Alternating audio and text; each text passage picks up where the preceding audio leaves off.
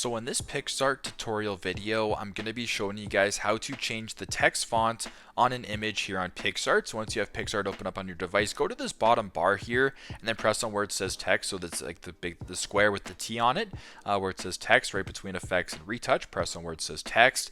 Then just add some text to your document. So I'm just going to go example, just like that. Press on the check mark on the top right. So for here you go, just basic our Kivo text right here. But if you want to change the font, make sure that the font tab is selected, and then just go to where it says see all in the purple right here. Then you can press on a whole bunch of different fonts here. So if you wanted to go maybe with Times New Roman, you can do that. If you wanted to press on see all and then go to where it says maybe this one right here of Sigmar 1, you can do that as well. Basically just select whatever font you want here on PicsArt. But that's pretty much how you guys can change the text font of some text here on an image here in PicsArt. Thanks again for watching, and I hope this video helps.